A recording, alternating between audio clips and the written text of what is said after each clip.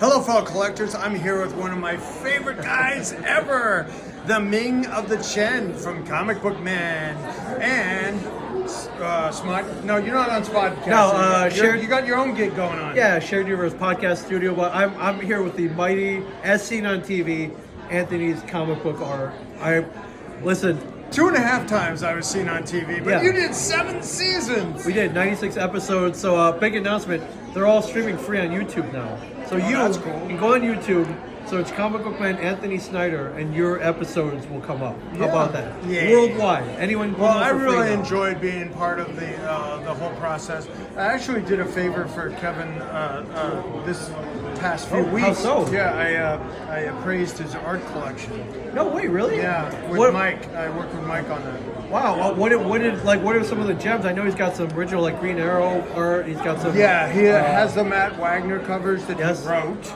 You know, Yes. that's the important thing. And I gave him COAs and appraisals based on the fact that he wrote it, he owns it, and it's from his collection. That's pretty unique. How many creators do you meet like with that kind of like they created the art? They inspired, they wrote what became the art. Like how many of those people do you meet on a yearly basis? Well, based on the fact that I rep a lot. Bigs and I'm an artist rep. Yeah, I have that experience. But the thing about covers is that goes through an editorial process more so than the actual writer. The writer may not have anything to do with the cover. Right.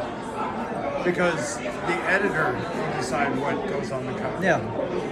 So like when Esad is doing a painted cover for Marvel, he'll do like 4, maybe 8 ideas that he has, like sketches. They're what I call sketches. Right. Sketches. Yeah. And not a drawing. I mean, there's different stages. There's thumbnails, there's sketches, there's drawings.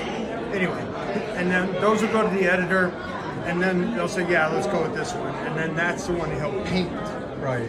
Now, they pretty much leave him alone with his painting process, which is the way he wants it. So he doesn't crush your head. Right, I'm crushing your head. Yeah. Here's the real question. Did you make an offer on any of that artwork that Kevin had? I did. Oh, okay. Now we leave it at that. It's, there's under wraps. one piece that you really want. God, now I have to guess what it is because I've seen. Well, I don't want to put it out there. No. I'm not gonna say it either, but I haven't really guess. gotten an answer yet. He's got some good stuff. But you know what I'm talking about? I have an What's idea. the best piece he has? The best piece he has? He's got a lot of Frank Miller stuff. Let's leave it at that. Okay, we will. Okay. Yeah. Although I think, and it is comic art, but not really. But the one piece that he has that is, in my mind, priceless. Let me the cast signed art from the Mallrats, right? Or which one? You're close. You're close. It's the original Drew Struzan painting of the Mallrats cover. That's in his house. He bought the original. Yeah. And Drew Struzan's. He's never going to sell it. Yeah, no, nor should he. No, this is stuff that he was just thinking about selling. Okay. At a certain point. Yeah. Maybe down the line. I love Kevin, his original art. He wants it appraised. Who does he call? The expert right here. Anthony Snyder, Anthony's comic art. I appreciate that. The expert, as seen on TV of comic book. And your friend Mike facilitated that as well. And, I appreciate being part of the extended family, let's say. Oh, yeah, for sure. I mean, listen. I'm like a second cousin once removed or whatever. we don't mess with these fly-by-night people. We go to the experts, man. Yeah, so, well, you've always been effusive or whatever that word is about. Effusive, ebullient, whatever. Yeah. Enthusiastic, all the E's. I do have the largest art website in the country by volume. Yes. And I cater to all different kinds of price points, which people appreciate. And we're getting out, probably selling about 100 pieces a week, right, Reg? Right. Yeah, about 100 pieces a week go out.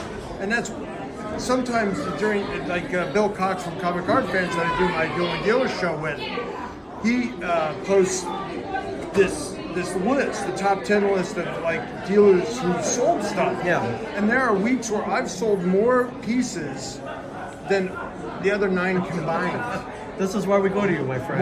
More, and it's Why we go to you. more often than not. That's true, and I appreciate that. Look, this is all stuff that I picked up at this shop.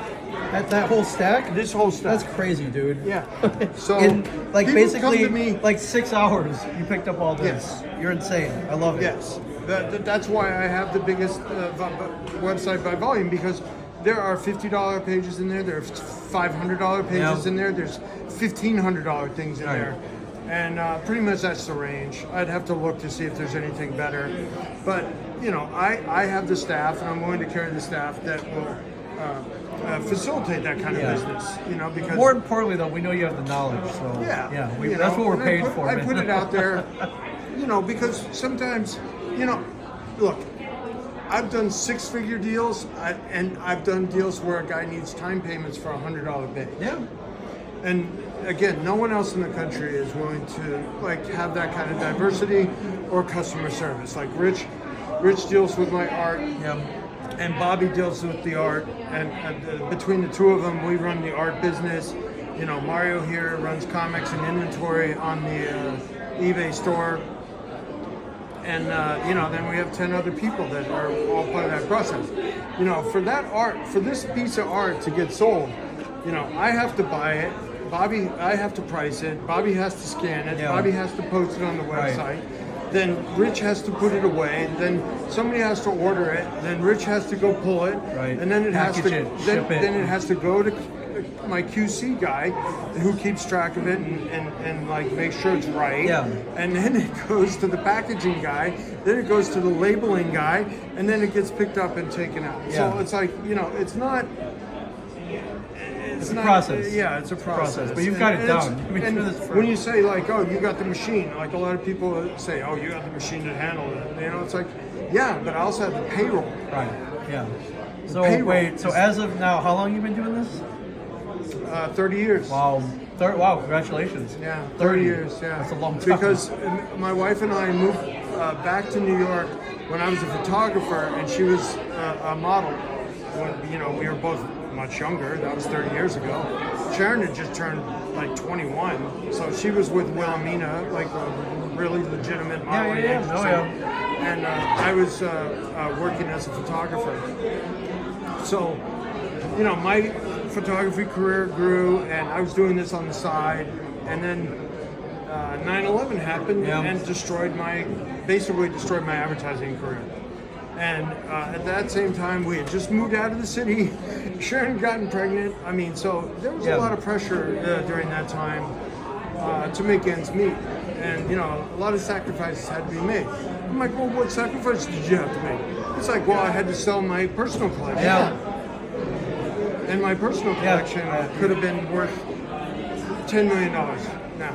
Yeah. And Now. stuff I don't have, you know, like, because stuff is double, triple, quadruple. Yeah, for You sure. know, what is 10 times?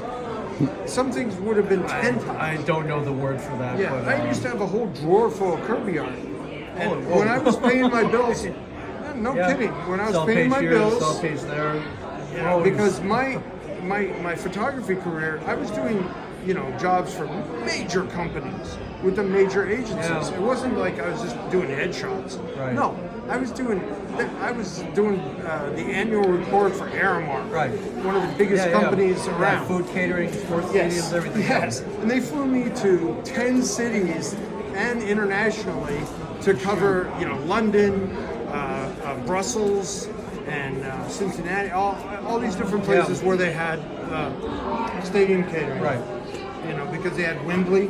Yep.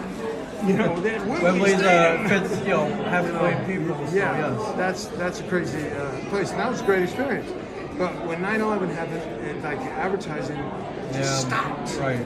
So this had to become. I had to grow this business to support my family, and then to build the business to where it's at today.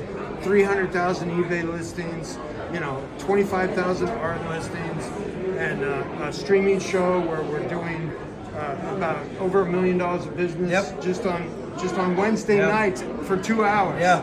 Okay. in those 2 hours Yeah, on I've Wednesday seen it, my did friend. over $1 million. I've seen it. So, but I wheel and deal on that, and I do a lot of, we do the memes and stuff, and my wife is amazing at Yeah. it. And the Yeah, real she's great. face of the show. I like her. Well, the thing is that she was a performer. She went to North Carolina School of the Arts as a ballet major, and she really should have gone more for Broadway stuff because she's tall and she was beautiful with a great smile and great projection and all that. But she wanted to be a ballerina. Right. Well, And, she wanted to be a ballerina. And, just in the same. And I was an athlete. And I tried to be an actor, but I didn't have any success at it because it's the only thing that I was really bad at in my life was auditioning. right. Oh, it sucks. Oh my God! Sucks. I don't want to do it I would just make me nervous, and I'd be horrible at it. The casting agents would hit on me because I was, I was hot back then. That's why she married me. Yeah. No, I have a.